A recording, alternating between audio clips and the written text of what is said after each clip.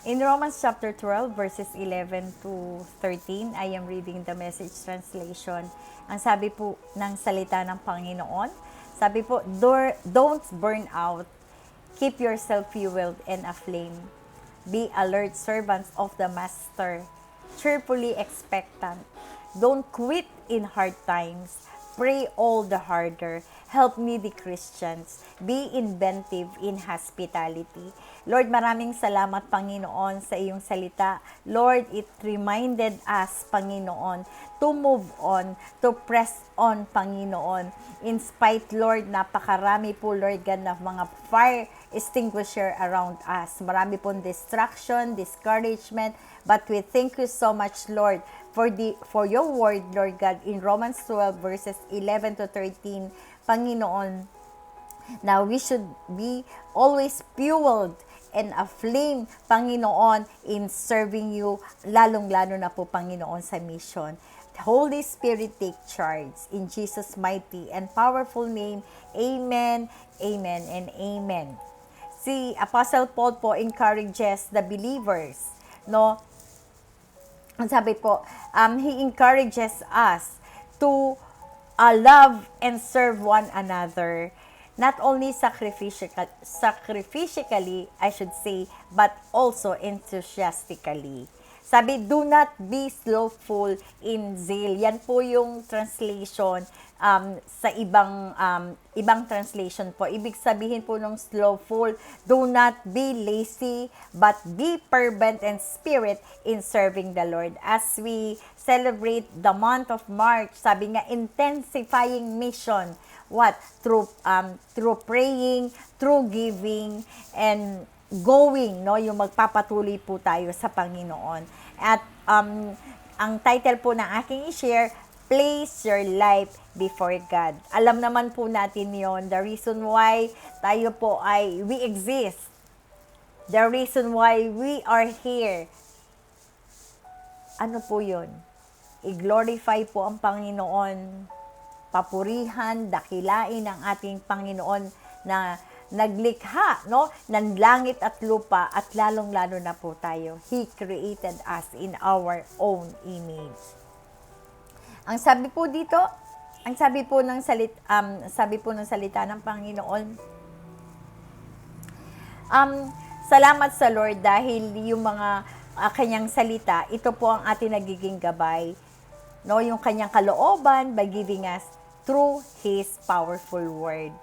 In order to become the acceptable living sacrifice that we are to present to God, sabi po in Romans chapter 12 verse 1, and to discern His good and acceptable and perfect will sa kanyang anak, dahil laging mabuti ang layunin ng Panginoon sa buhay ng bawat isa. Amen po ba? We must not allow our communion with God, no, yung ating communion, yung ating pagbabasa natin ng Bible, our quiet time, yung ating pananalangin, hindi daw po dapat nagiging activity lang to be checked off or a duty to fulfill, but we are doing it because we love the Lord, because we are committed to do His will. Amen po ba? And our heart is so thankful because of what He has done sa buhay mo at sa buhay ko. Lalong-lalo na po ang buhay, the everlasting life. Ano pa po? Yung tunay na kaligayahan na nararanasan po natin. Amen po ba? Sabi ko nga po, what is great happiness? What is great life? For me, great life is what? Pag inireveal, ipinakita, no, hinakbangan natin ang kalooban ng Lord sa buhay mo at sa buhay ko. Yung purpose natin why we exist, no? Kalooban ng Lord na magkaroon tayo ng bahay, ng sasakyan, magandang trabaho. It is His will, no, na tumaas ang antas ng ating pamumuhay.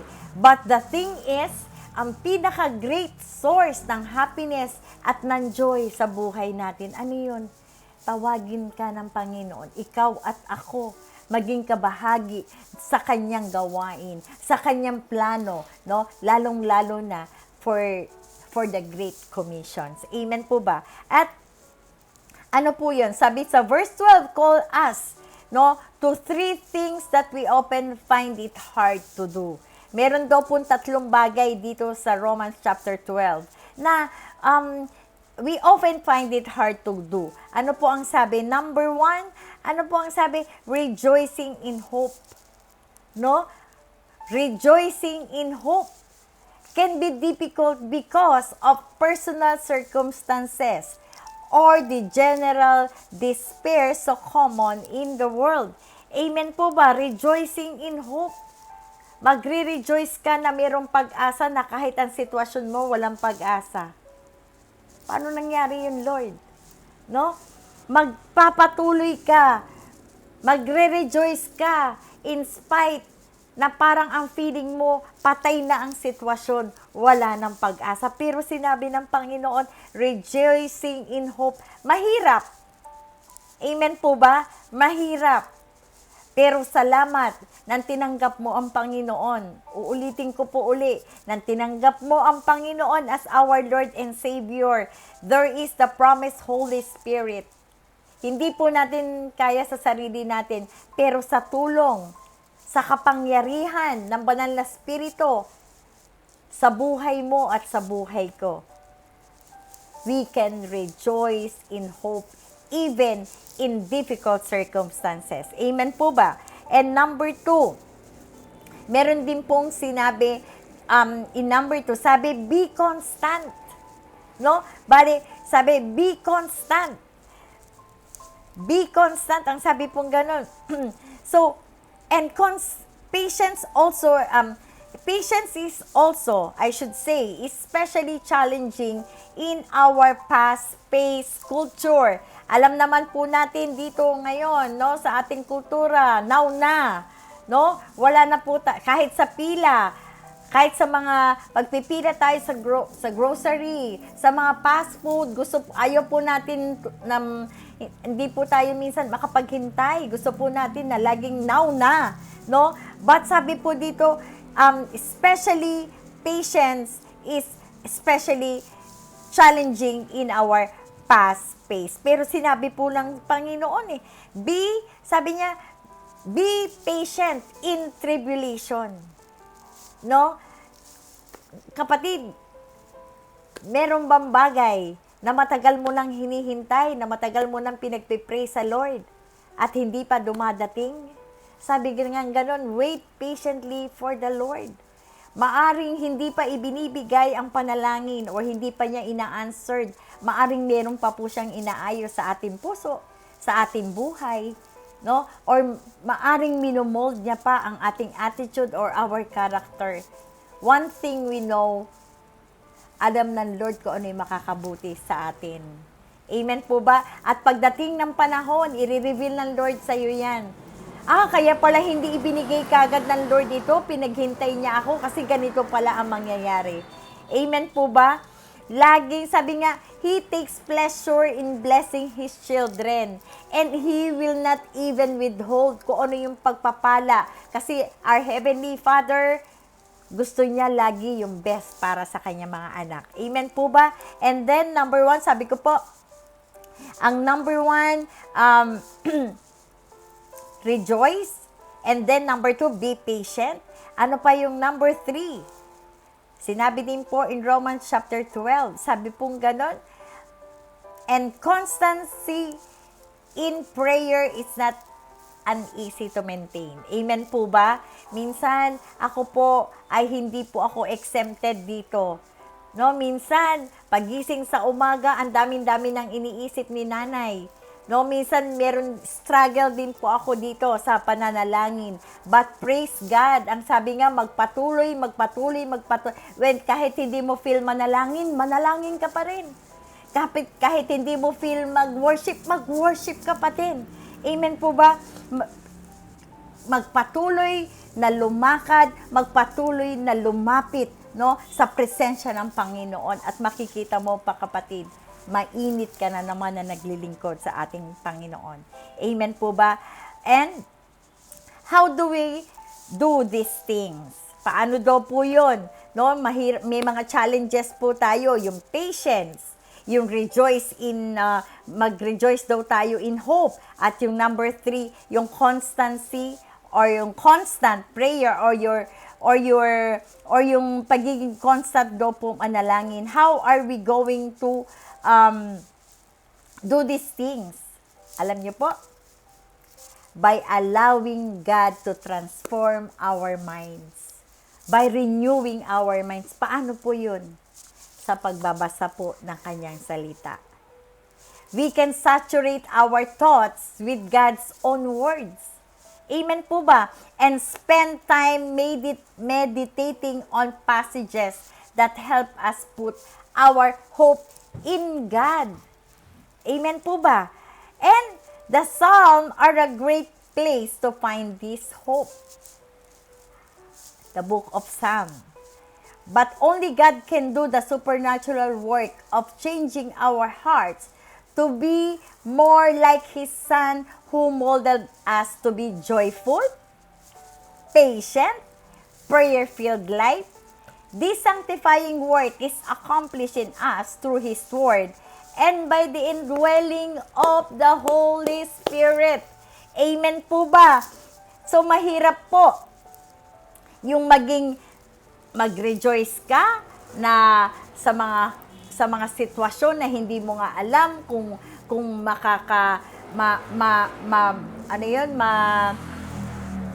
ma-overcome mo. Tapos sabi pa, be patient, be constant. Hindi po natin kaya, pero salamat sa Panginoon sa kanyang pangako. Ang banal na spirito na nananahan sa bawat isa sa atin, kakayanin. At higit sa lahat, ang ating modelo, ang ating Panginoong Jesus. Amen po ba? Who accomplished, sabi po, this sanctifying work is accomplished in us through His Word and the indwelling of the Holy Spirit. Amen po ba? We are to meet the needs of others. Sabing ganon, God provides for His children through His children. Amen? We are to meet the needs of others, especially those He put in community with us in our churches and the ministry in which we serve. Amen po ba? As well as in our neighborhood, we are to share what we have with others in need. Amen? So, we have been blessed in order to be a blessing to others. Amen. Kung tayo po ay we are blessed, maging daluyan po tayo ng pagpapala. At ang mga bagay, no, kapag tayo biniyayaan ng ating Panginoon, hindi po yan hinto sa atin. Dapat po yan ay dumaloy, no? Doon sa mga, sabi nga, sa mga anak ng Diyos na nangangailangan sa kapitbahay. At kapag may inilagay ang Lord sa puso mo to minister to, kung meron, when we naman able o kapag ibinulong ng Lord sa heart mo na siya ay tulungan po natin sila. Amen po ba? Sabi nga, we had been blessed in order to be a blessing to other.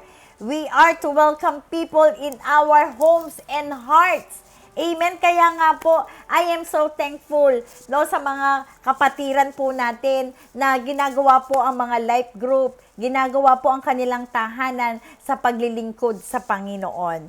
We are to demonstrate genuine love by the action God prompts us to take. The more we obediently respond to His leading, the more we see God in action. Amen? Lahat po tayo ay tinawag ng Panginoon. All we have to do, we need to have a step of faith. At hayaan mo ang Panginoon ang kumilos sa bawat task o bawat landas na tatahakin mo. And the more joy we receive as we fulfill His purposes in our life. Totoo po yun. Di po ba? Totoo po yun. What's great life? For me, great life is when you know the purpose and when you know na tinawag ka ng Panginoon at tayo po ay nag-respond. Amen po ba? At ang tanong for our reflection, huwag nyo na pong sagutin, kayo na lang po ang sumagot. Have you been lazy in spending time with the Lord? Have you been neglecting reading the Bible for what feels more urgent or comfortable? Ask God to realign our priorities. Alam niyo po, ngayong mga panahon na ito, we need to intensify. We need to be more serious. We need to be more committed para sa gawain ng Panginoon. Alam niyo po, you are so blessed. Why? Because you and I called by God. Pinagkatiwalaan po tayo ng Panginoon para gawin ang Great Commission, ang kanyang commandments, upang ibahagi ang pagmamahal sa iba. All we need to do is have the step of faith. Amen po ba? Lord, we thank you, O God. Salamat po, Panginoon, sa iyong makapangyarihang salita. Lord, I pray, O God, lahat po kami, Panginoon, that we will always be in rejoicing kahit may mga pagsubok. Be patient, Lord God, sa lahat, Panginoon, na aming gagawin. At magpatuloy, Panginoon, to press on, move on, Panginoon, O God, sa mga task na ibinigay mo po sa bawat isa. Maraming salamat po, Panginoon. In Jesus' mighty and powerful name, Amen, Amen, and Amen.